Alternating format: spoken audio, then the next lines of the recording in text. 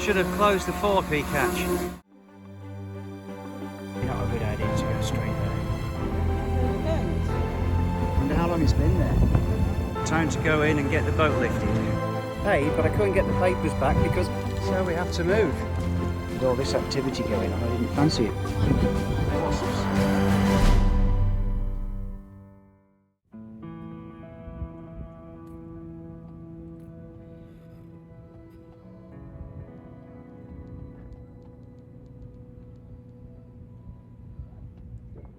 We're doing 0.1 of a knot.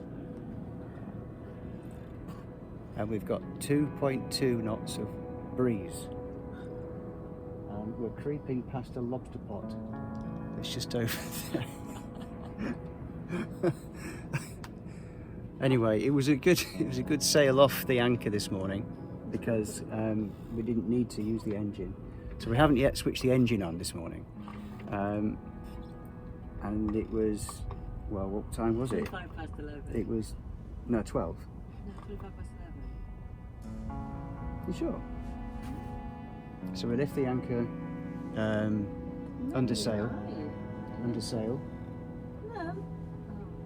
And we've got 13 nautical miles to go, which isn't very far.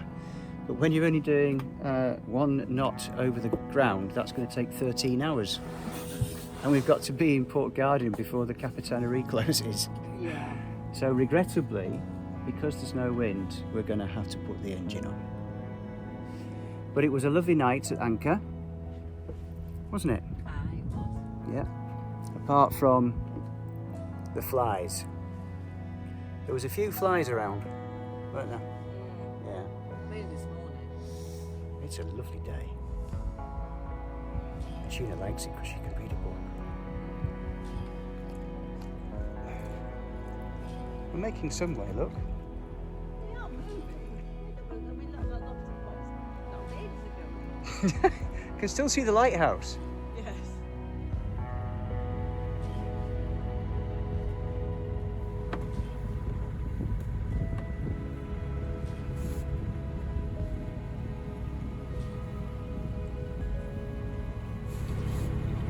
.9, 3.8 over the ground. We're heading there.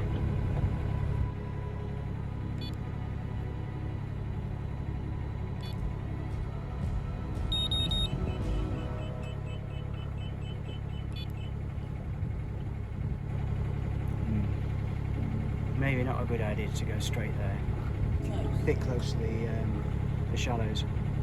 Let's not do that. No? Okay. This here is the mouth of the Petite Rhone. Petite Rhone we were on at Fork. And took us down to the Romani Saint canal. This is where the river comes out into the Mediterranean. And we are now heading to Saintes-Maries-de-la-Mer, which is just there. That's a motor all afternoon. Our route from Avignon missed Arles by leaving the big Rhone River to navigate the little one heading west. So, we hopped on the number 50 local bus to Arles, paid €1 each for a 1-hour ride, and headed off to explore the ancient city. On the 20th of February 1888, Vincent van Gogh arrived in Arles. Tired of the Paris city life and the cold northern climate, he headed south for warmth and light. Vincent's collection of Japanese prints inspired his painting, and he hoped to find the light, colours and harmony in the south. In Arles he painted blossoming trees, the Pont de Langlois, and during summer months drew and painted harvest scenes. In May 1888, Van Gogh rented the Yellow House. He had hopes of establishing a collective studio in the south, where other painters would join him. On 23rd of October, Paul Gauguin came to Arles. The two artists lived and painted together for 2 months. It was a time filled with great mutual inspiration, but in the end their characters and artistic temperaments clashed. On 23rd of December, Van Gogh suffered a mental breakdown and cut off a part of his left ear. Gauguin left, and Van Gogh's dream of a studio with other painters was shattered. He continued to work in Arles for a few more months, but had himself interned voluntarily in the asylum at Saint-Rémy on the 8th of May, 1889. Van Gogh produced over 300 paintings and drawings while in Arles. He worshipped the Provençal yellow sun and its sulphur-coloured light which flooded the landscapes and enabled him to give his paintings the strong, unbroken colours he yearned for. This world was never meant for one as beautiful as you.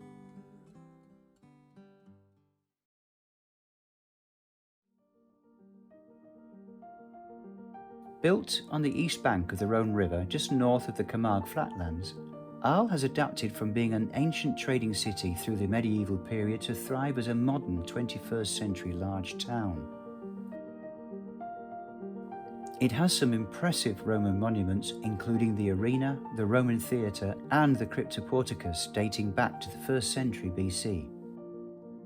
In the 11th and 12th centuries, Arles became one of the most attractive cities in the Mediterranean. Within the city walls, Saint-Trophime is one of Provence's major Romanesque monuments.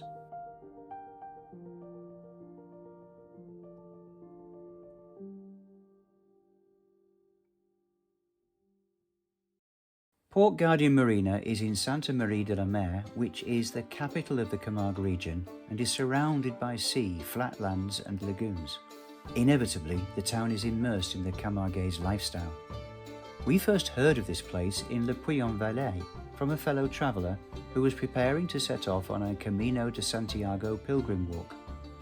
He flew over from Australia to do it, but was born in Saintes-Maries-de-la-Mer and remembered well the community feel, traditions and mysteries of his hometown in the Camargue. In the Middle Ages, the town suffered raids from aggressors, so inside the fortified church is a freshwater well used to sustain besieged villages. In the 15th century, relics of Mary Salome and Mary of Jacob were discovered here. With Mary Magdalene, they are believed to be the first witnesses to the empty tomb at the resurrection of Jesus. According to legend, they escaped Christian persecution in Judea and landed here from across the sea to live out their lives in the Camargue. Mystery surrounds a fourth passenger called Sarah. She became the patron saint of Romani travellers, who visit annually in May to carry her statue down to the sea and reenact her arrival on the shores of France. After lunch, exploring the town gave way to more tasks on options, and Sheena ventured out for provisions. She was not a happy bunny when she returned, because she couldn't find her purse, which was misplaced somewhere while shopping. It was time to eat out and be ready for an early departure from our last port stopover on this trip.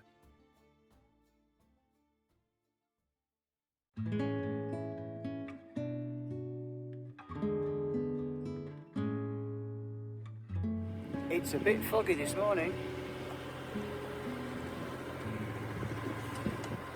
What do you think?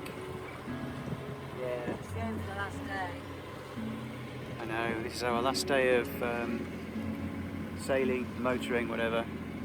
Definitely motoring because there's no wind. So have the radar working well, picking up any targets that might be around us. And it's got about 6 hours to do today. I hope it's not all in fog. Ooh. Fueled up this morning, emptied the dirty tank too. That all went well. But the sad news is that, unfortunately, Sheena misplaced her purse last night when she went shopping. We don't know what happened to it. And this morning she's been back to the shop again as she did last night, and also been to the Capitainerie. Where else did you go? Gendarmerie. Went to the police as well, just to report it missing. Little pink purse that was a retirement present from. Had 30 euros in it. That's not the loss, really. Driving licence and E111 card. So she's not to injure herself, because if she injures herself, then we've got a problem, because we haven't got an E111 for her. Even so, those are actually going to be defunct in a little while. Oh, we've got the spray hood down. taking that apart to get it repaired when we get to Port Napoleon. It's quite eerie. It's what? Eerie. There's a lake named that. Yeah.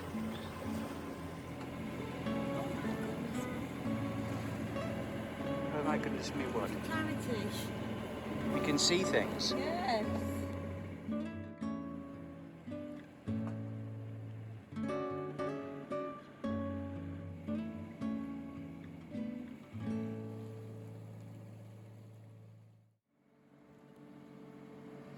It's about 13 metres deep. It goes from about 5 metres down to 13, and the water is just flowing over the ledges. Fascinating to watch it.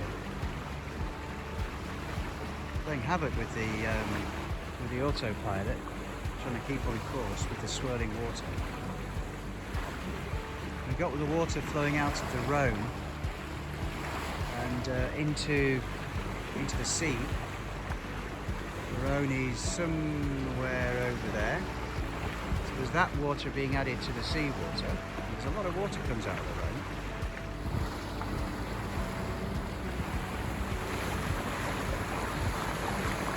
We have a line for change in water. That line all the way. Just a change in the way the water's behaving. There it is, going over it now.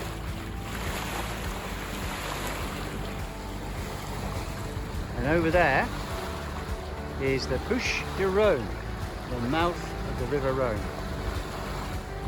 And over there, in fact, there's sandbanks over there, and you can see the waves breaking over them. So we're passing the mouth of the River Rhone, which is behind us, just over there behind me, and the current of the water coming out of that river does actually change the way in which the water whirls around, and it has a delta which spreads shallows out quite a long way from the mouth of the river. So we're taking a cut inside the cardinal markers because we know that the depths are okay for us. We've got the keel up, so there's no breaking water over any shoals or anything, so it's safe for us to do that. Actually, if you can see that, that's where we'll be heading when we come back in April. Oh, waypoint time. Getting in amongst it now. Shame to see the masts of the ketch sticking out of the water like that. I wonder how long it's been there.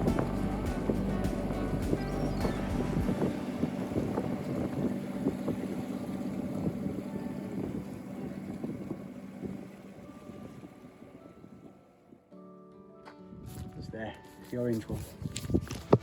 So we want to go that way, and so if we go straight between these over there. Port Napoleon is one of 2 massive dry storage yards for boats in the Port Saint Louis area. We moored up, then walked around to find local service companies. There were a few items on our winterizing agenda, including new windows with a spray hood and to adjust its frame, washing the sails, changing the engine oil, and preparing the boat to be lifted out onto the hard. Options hasn't had a bottom scrub for 2 years.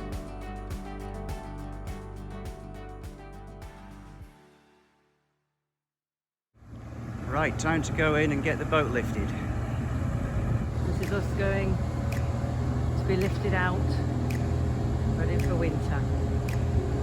Ooh. This is our first experience of a large Mediterranean boat operation. The boatyard crew are excellent at what they do, and despite my concerns, Options was handled with great care. The pressure wash removed all the grime and some of the anti-foul paint in the process.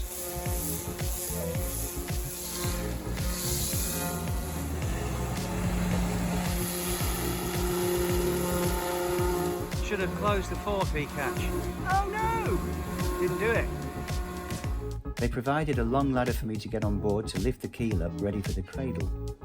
Boats with fixed keels rest on their keel, but southerlies, ovnies and the like settle on their own grounding plates with the keel up.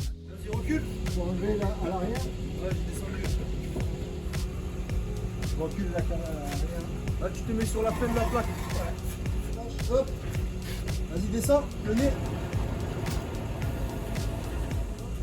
Ouais, vas-y, attends. Ouais, vas-y, descends. Vas-y, pose.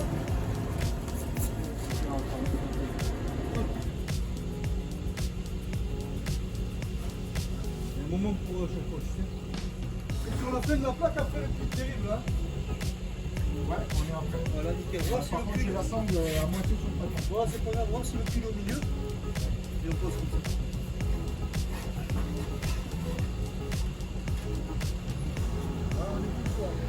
Hop!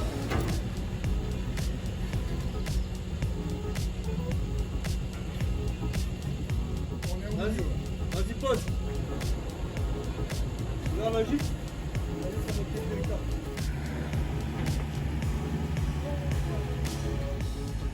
Just lift the boat up like that on the cradle.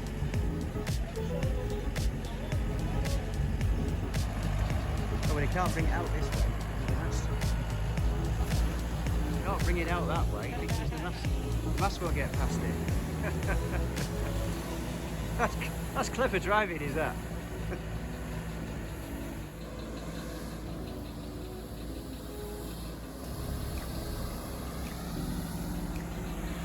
All being tidied up.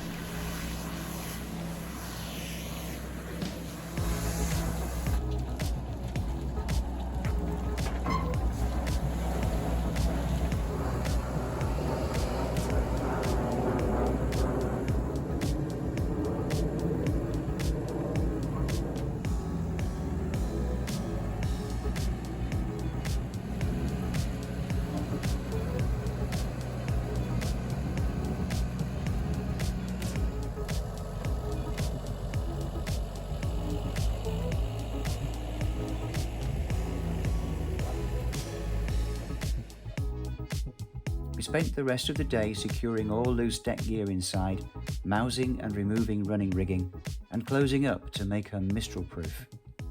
Winter winds from the Rhone Valley really do whip up around here. We finished as the sun was setting and left options for our overnight accommodation in the Boatyard Hotel.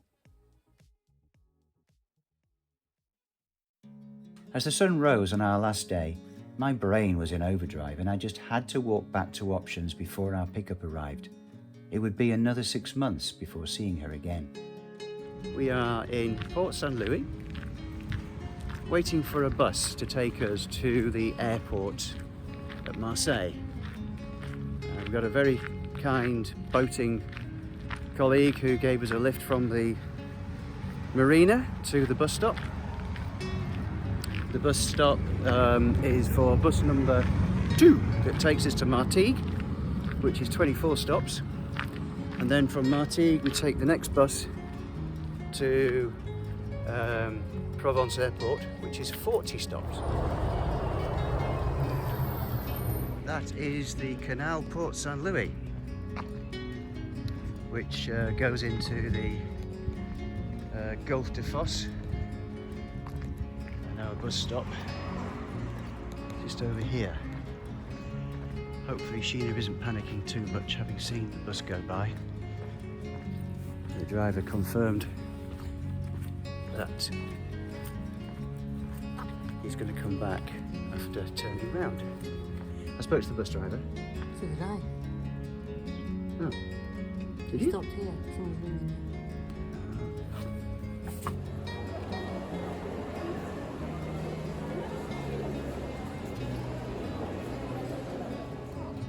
Marseille Airport.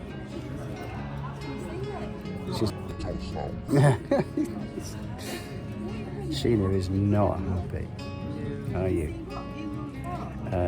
So the flight's been delayed by 30 minutes and we were due to get into Manchester at 4:10 local time, and that means we're getting in at 20 to 5, and then we've got to get the connection with the train.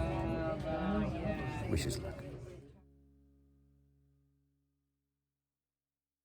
It's all happening here.